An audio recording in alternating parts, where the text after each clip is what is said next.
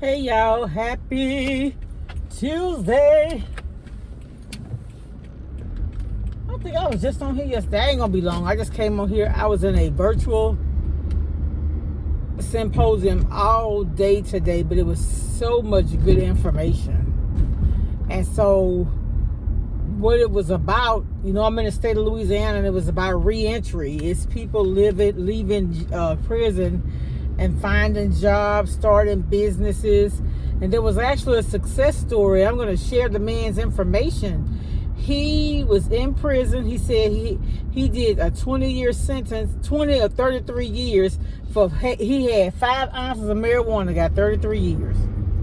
But anyway, he was talking about the lady who came to visit him. She said that he already had his business plan and everything. He said he did 8 years in Angola State Prison, and then he moved around a little bit.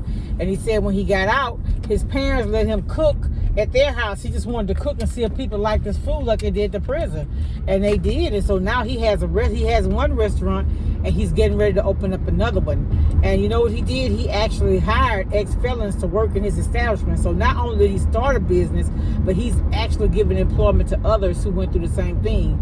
And one of the men there was a retired judge. He started the reentry.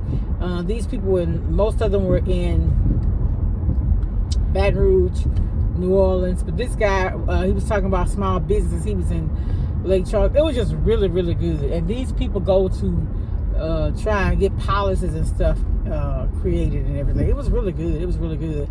And so the thing is, communities embracing people when they get out. And one thing stood out to me. The guy said, when a person commits a crime and they go and they serve their sentence, but it's like they got a lifelong sentence even after they serve their time, nobody will give them a chance. And so we are a second chance state. And what that means is some years ago, they did what they call ban the box, where you can't ask a person, had they been arrested, until after you offer them the job. And a lady was on there. I think she said she had done 10 years in prison. Pretty young lady. And she said that a lot of the people she worked with, everything goes good until they do the background check. And then once they get the background check, then they just automatically tell them they can't hire them.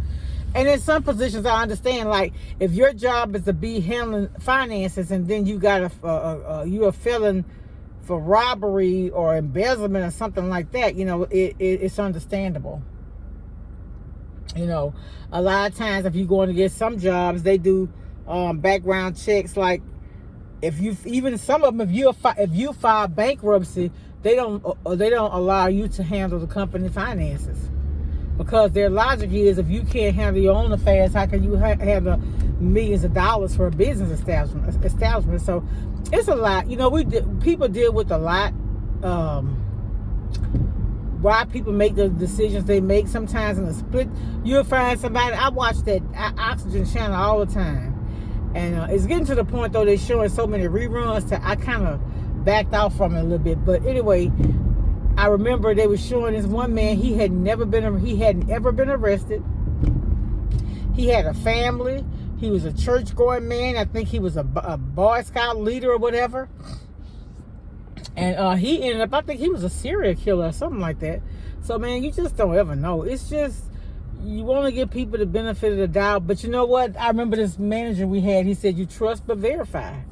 Yeah. So I don't know. I ain't gonna be on here long. I just want to tell y'all about that. And one of the guys, this lady, she was a very powerful speaker at the end. She's a reverend, and she was saying, "Come on, son." Her slogan is, "Come on, somebody." If you trying to make a change, she was saying, you can't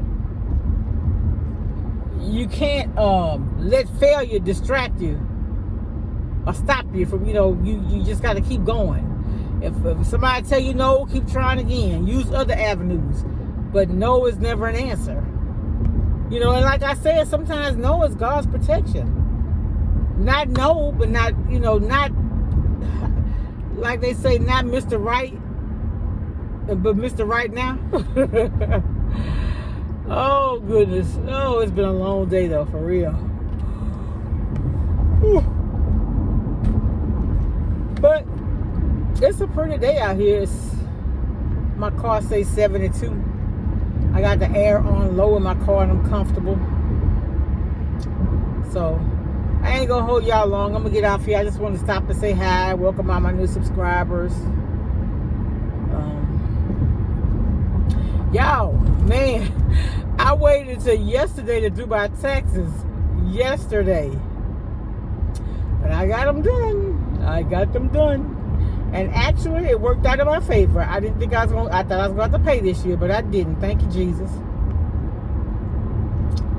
Anyway, y'all, be blessed. Much love. Talk to y'all later. Bye.